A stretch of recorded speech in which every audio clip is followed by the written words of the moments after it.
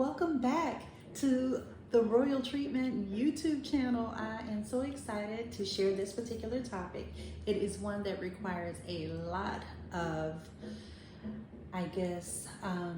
energy and a lot of discernment.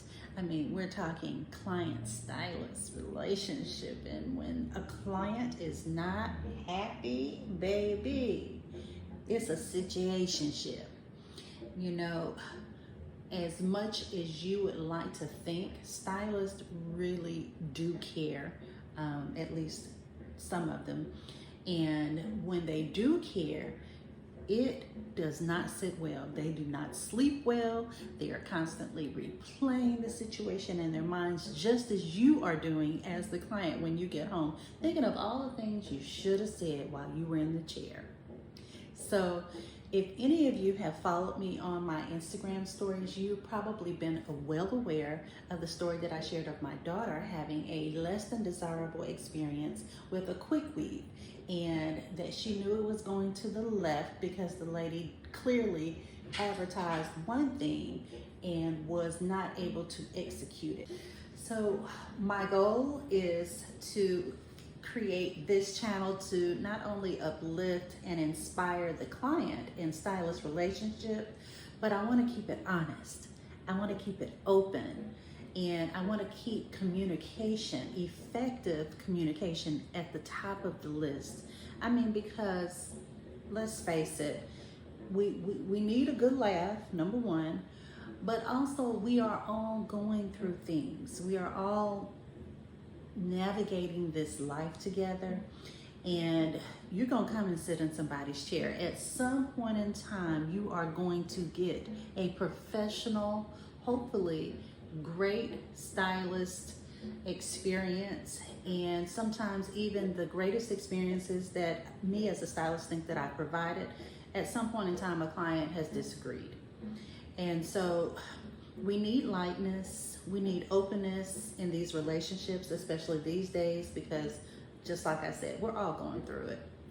So there needs to be a safe space to navigate these disappointments or differing opinions of how a situation occurred, and knowing that two truths can actually coexist in the same space, even at the same time. So let's get into it. So this was one of my clients. She was new to the length retention program, and I vetted those clients very well. I interviewed them, I emailed them, gave a questionnaire, and we did a free virtual consultation so I could ascertain their goals. So after all of that, and we finally made it to her service. She got a great service, in my opinion, and hair was very dehydrated, and so the concentration was on moisture and protective styling. So here we are, 3 days later, after the service. I get an email. Hi, Aubrey. Hope you enjoyed your weekend and the event you attended. I just wanted to provide a quick update to inform you that the 2-strand twist from last Saturday did not translate well for my hair type and aesthetic. I am not sure if it is the products, haircut, or both, but I unfortunately don't have my typical post-salon confidence, given I have a slight mullet and my hair looks very piecey. I am hoping the mullet disappears and the back will blend more with the rest of the hair if I try a different style. I truly hesitated sending this update, but I thought it best to let you know my thoughts now that I have lived with the style for a few days. Any thoughts on a different style I should try?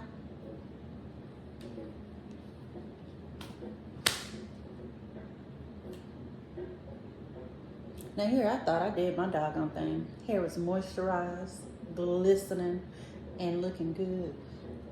And I'm enjoying myself, my weekend, and then here I go get this email. I'm like, Lord Jesus. Wow. How do I dissect all of this? All of this. Okay. So, with prayer and consideration for my client, I decided to respond, of course, and to do so this way. Let me share it. Hello, so-and-so. First and foremost, I appreciate you letting me know your thoughts and feelings. I'm truly sorry that you do not like your aesthetic. This I can understand because I'm sure this approach to hair care is unlike anything you have had in the past. Everyone's twists and methods are quite different. Although I would like to understand more of what you mean so far as the products for your hair type. So far as the haircut, it is a precision cut 360. The foundation is solid for health and a great grow out. Remember, this was not a curly cut for shape, but for health.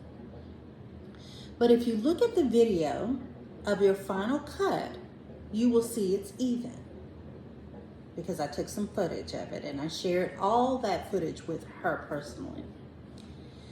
The hair in the front and sides are much thinner, and the hopes are that they will begin to thicken as time goes on. The focus is purely on the health of the hair, and I had hopes that the style would be one that you could embrace. Of course, the twist out may be more to your liking, so once she untwisted it, it could be something that she would have liked more. But again, we were doing protective styling because we're trying to do max what? Length retention. Hello. I also said, I would love for you to have that post-salon confidence that you speak of, and I would love to work with you. What would that entail for you? Happy, healthy hair. Aubrey Fields, CEO, The Royal Treatment Inc. All right. So, she responds. Thanks for your response. I definitely understand and agree with the rationale for the cut. The hair was wispy and thin at the ends, and I needed to let them go. Perfectly makes sense. To be clear, I love and fully embrace my texture. By hair type, I really meant my essential hair elements and the behavior of my hair. My shrinkage factor is significant. I do not have high density hair, and it seems my hair condenses a lot. Regarding other styles, I think I need to see less of my scalp and more volume. Do you think I can get a result similar to this? So she sends me a video.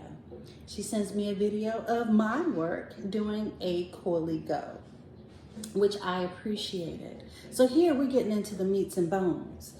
She's giving me details of what it is that she was looking for, what she received, how she feels. This is the caviar, baby, of a client-stylist relationship. When you are able to get specifics, not just I don't like it, what don't you like about it? What specifically do I need to think of in regards to you? Because this is my first time meeting you. I don't know your aesthetic, but my concentration is on delivering what I said I would deliver. And that was to get your hair healthy and to put it in better condition. And here we go again. My further response. My first goal with all of my length retention clients is to address the health of the hair initially. That's why I asked those questions to see if styling was more important than health. Hence, the suggested head wraps or other ways to accessorize a hairstyle that may not be what you are accustomed to. Your hair lacked protein, moisture, and scalp care. So this is why I gave several different shampoos and treatments to provide what your hair has been missing. The goal is length retention, not style focused. Of course, I do understand my clients want to look good. However, again, our focus is creating the foundation that will sustain any hairstyle in the future. However, I do believe with your next visit, if you have maintained moisture levels throughout the next few weeks by following the process and using the products I recommended, we can plan for this style. We can plan for this to be your next style, the style that she sent me from that I do, the Coily Go. That's what she wanted.